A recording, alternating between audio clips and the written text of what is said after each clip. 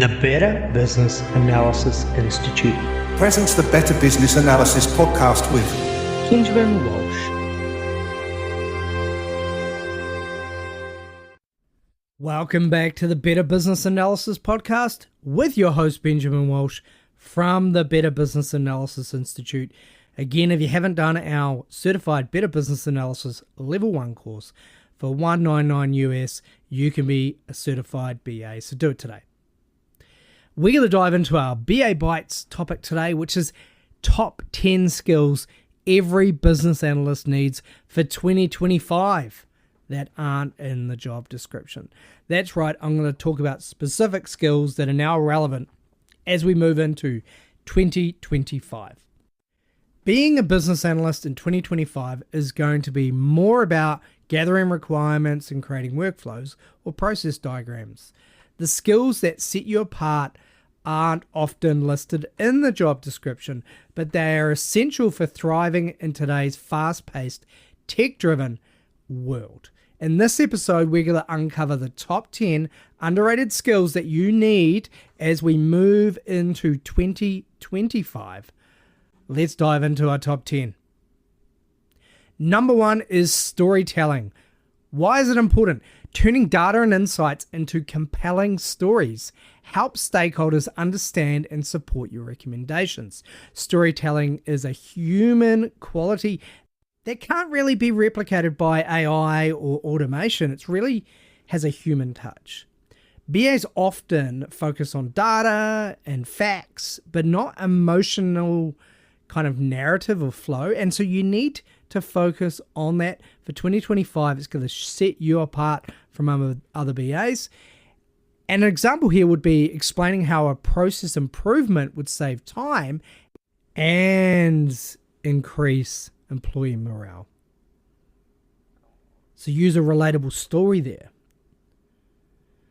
So if you want to develop the skill, take a public speaking course, start recording yourself. There are frameworks like the Hero's Journey to structure your presentations from beginning to end. Number 2 is systems thinking.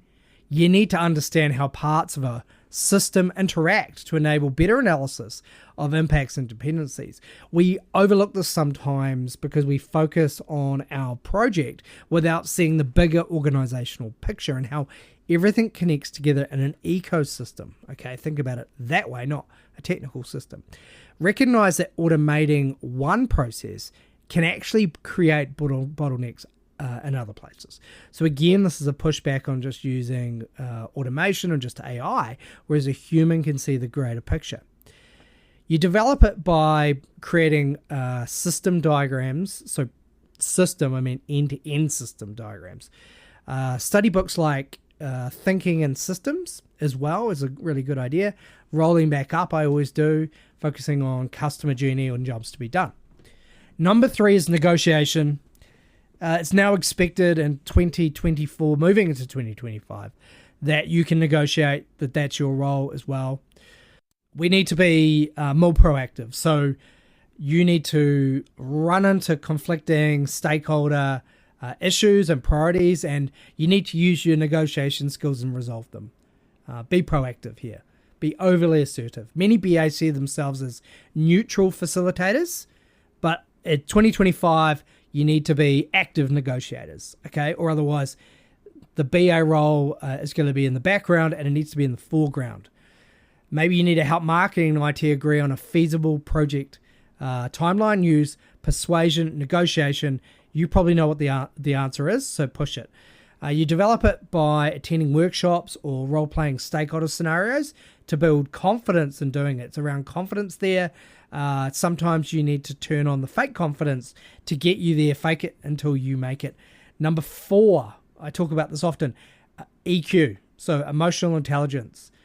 Building trust and managing stakeholders' emotions is critical for smooth collaborations. Some of us do this without knowing what the skill is, and so it's hard to nurture it and develop it. So sometimes technical skills often overshadow interpersonal ones.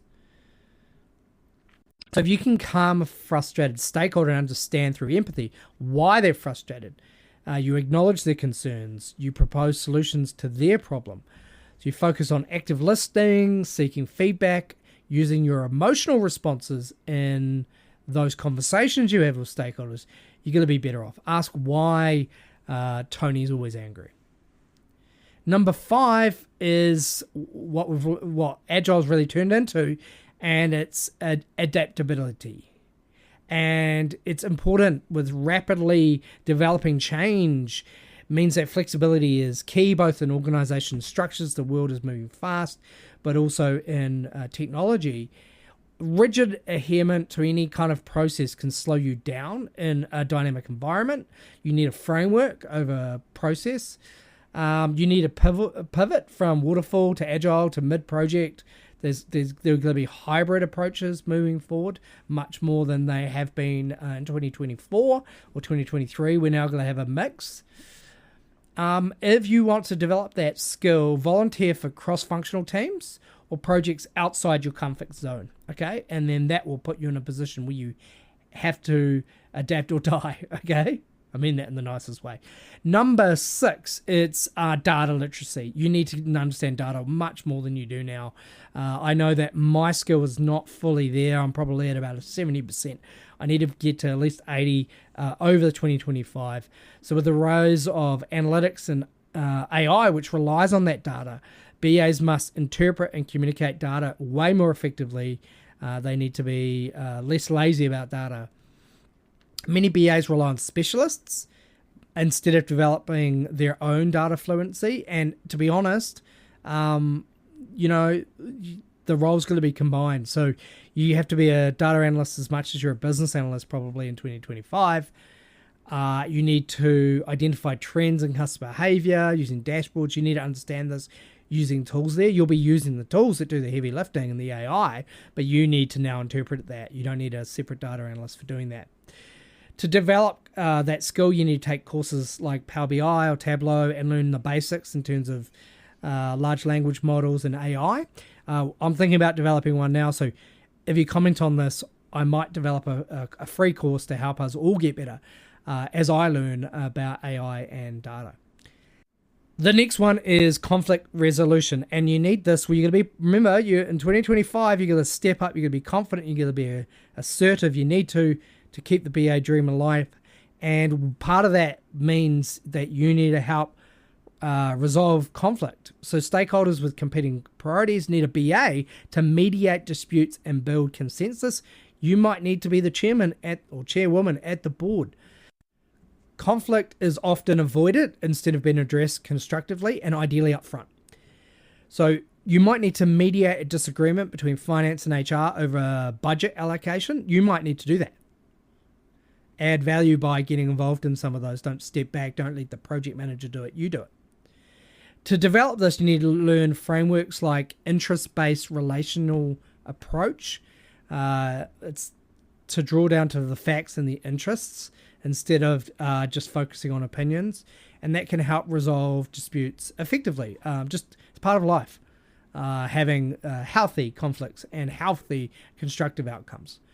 Number 8, I want you to focus on your curiosity. Ask questions beyond the surface, right? Find out some deeper insights, and that'll allow you to come up with more innovative solutions and processes that can improve existing ones.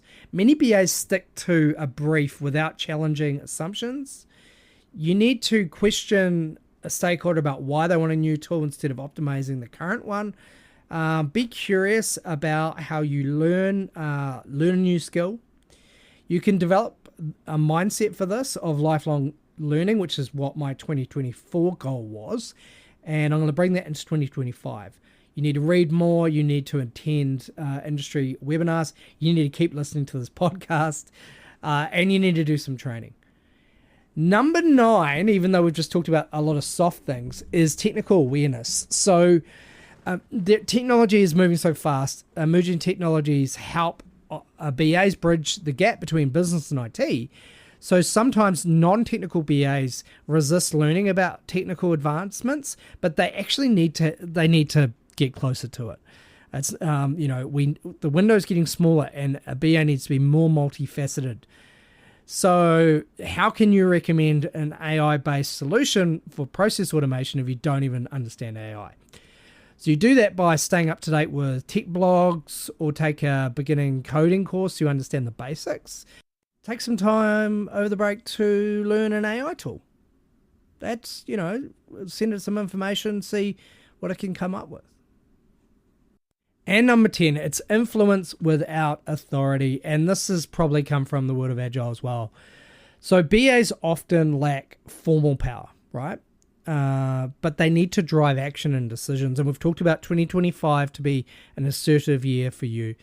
So many BAs focus on delivering requirements rather than building stakeholder buy-in, and that's more important. So more value is if you can get stakeholders on board the train.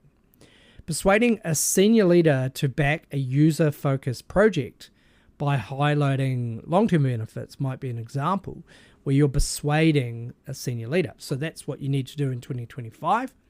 How do you develop that? You need to study leadership practices. You need to practice persuasion, communication. There's some great books out there around it, and just ask if you can present to some senior leaders at some point. So there you have it. It's 10 essential skills every business analyst will need for 2025 that aren't in the job description. I hope you learned something. I hope you found a new skill to focus on for 2025, and I'll speak to you next week.